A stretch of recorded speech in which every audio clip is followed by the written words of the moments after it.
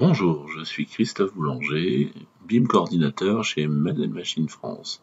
Et aujourd'hui, dans cette vidéo, nous allons voir comment créer des vues de départ dans Revit. Est-ce que vous êtes déjà posé la question, pourquoi, quand je crée un projet Revit, je me retrouve jamais forcément la bonne vue de départ qui m'intéresserait, et pourquoi, quand j'ouvre certains projets de mes confrères qui travaillent sur Revit, je peux avoir une belle image et je retombe toujours sur cette image au démarrage de mon projet.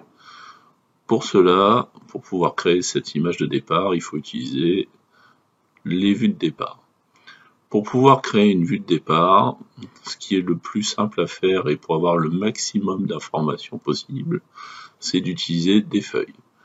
Donc pour ça, on va créer une famille de feuilles. Donc pour ça, on va donc créer et on peut utiliser tout de suite ici cartouche. Vous pouvez choisir un format papier, donc si vous voulez un format plutôt A3 ou A4, choisissez la famille de départ A3 ou A4.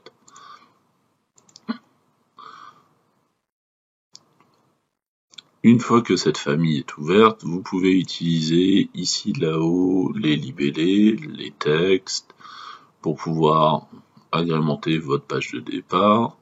Et pourquoi on était parti sur une feuille, c'est que ici, dans les libellés, quand je place mon libellé, j'ai toutes les informations liées au projet qui sont dans la feuille.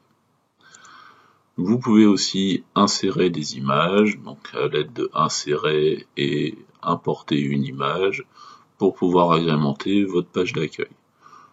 Donc un petit exemple rapide, donc ici d'avoir votre logo, le nom de votre projet, le numéro de projet, le nom de votre client, la phase du projet, la révision actuelle de votre projet, et la possibilité de mettre des commentaires en tant que texte. Donc pour pouvoir réaliser ce commentaire-là, vous pouvez insérer tout simplement une famille d'annotations. Donc pour retrouver cette famille-là, vous pouvez aller dans Insérer, charger la famille.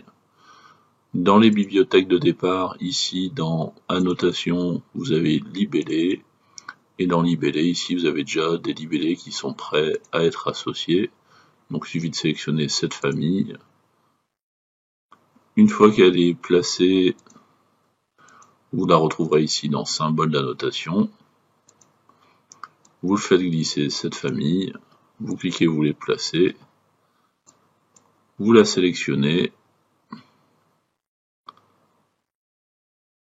et ici dans Modifier le type, vous pouvez ici lui associer un texte, tout simplement en disant par exemple texte supplémentaire ou créer un nouveau paramètre.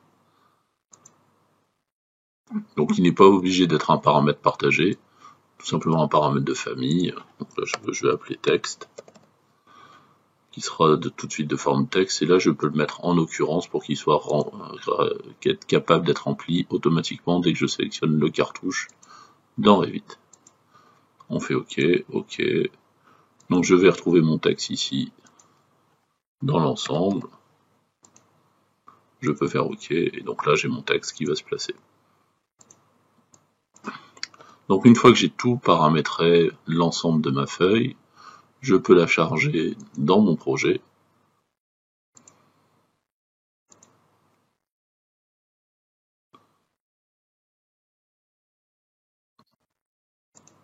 Donc une fois qu'il est chargé dans le projet, il suffit de créer une feuille.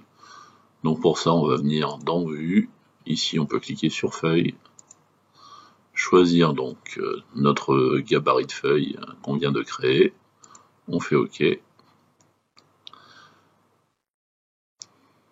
Donc il va nous générer notre feuille. Donc là, on retrouve les paramètres de notre projet. Donc on peut remplir directement en cliquant dessus. Et pour les autres paramètres qui sont associés à notre cartouche, ici dans les propriétés, je retrouve la possibilité de les associer directement.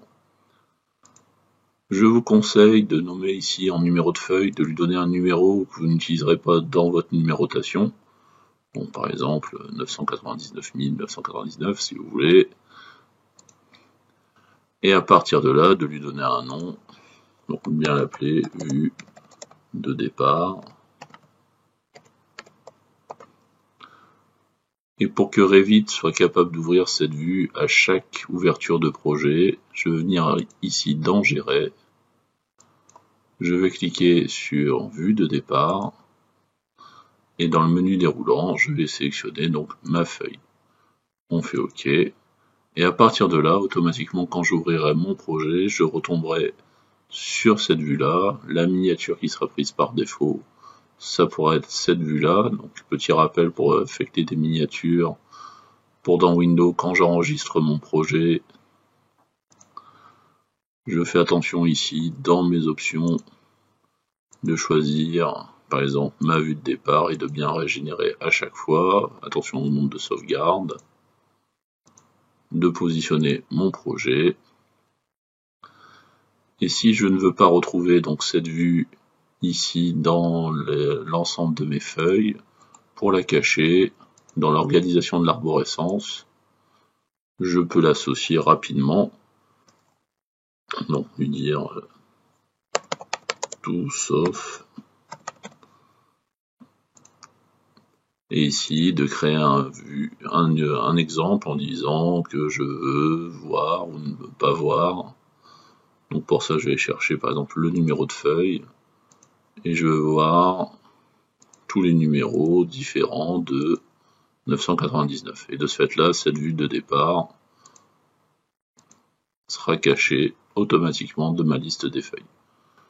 Voilà comment vous allez pouvoir créer donc une vue de départ de vos projets pour que vous puissiez avoir un maximum d'informations lors de vos ouvertures. Je vous remercie et à bientôt dans une autre vidéo. Au revoir.